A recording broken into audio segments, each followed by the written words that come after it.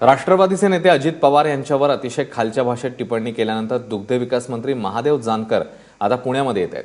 पुण्यातील राष्ट्रीय समाज पक्षाच्या मेळाव्यात ते कार्यकर्त्यांना संबोधित करणार आहेत. त्यामुळे त्यांच्यावर होणाऱ्या टीकेला ते काय उत्तर देतात हे पाहणं महत्त्वाचं आहे.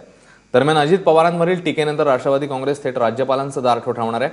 महादेव जानकरांना बडतर्फ करण्याची मागणी राष्ट्रवादीचे नेते राज्यपालांकडे करणार आहेत.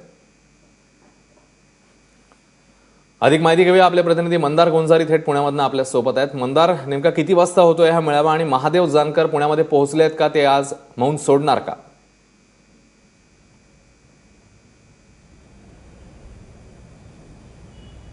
अश्विन, महादेव जानकरांनी दसऱ्याच्या निमित्ताने जोरदार भाषण केलं खरं, परंतु त्यानंतर ते न कोणत्या सार्वजनिक ठिकाणी दिसलेले आहेत न कोणती प्रतिक्रिया देण्यासाठी समोर आलेले आहेत.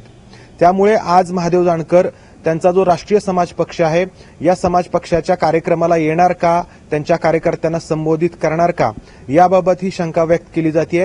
हा जो मेळावा आहे तो पिंपरी चिंचवडमध्ये होतो आहे.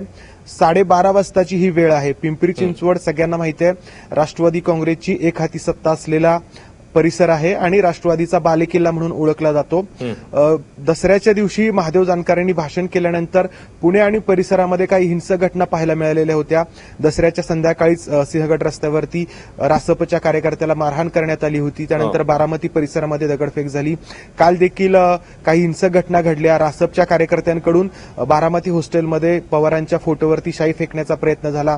हे सगळं होत असताना काल शरद पवारांनी जी काही 2 ते 3 ट्विट्स केलेली आहेत त्यामध्ये राष्ट्रवादी काँग्रेसच्या कार्यकर्त्यांना शांत राहण्याचं आवाहन केलेलं आहे. परंतु जर महादेव जानकर जर आले पिंपरी चिंचवडच्या त्यांच्या कार्यकर्त्यांच्या मेळाव्याला तर परिस्थिती पुन्हा तणावपूर्ण बनण्याची शक्यता नाकारता येत नाही. त्यामुळे महादेव जानकर येणार का याबाबत अजूनही स्पष्टता नाही. राष्ट्रीय समाज पक्षाचे कार्यकर्ते याबाबत स्पष्ट माहिती देत नाहीत जानकर येणार का याबद्दल.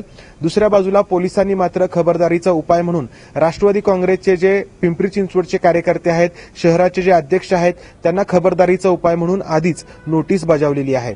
अश्विन, मंदार, धन्यवाद या सगळ्या सविस्तर माहितीबद्दल.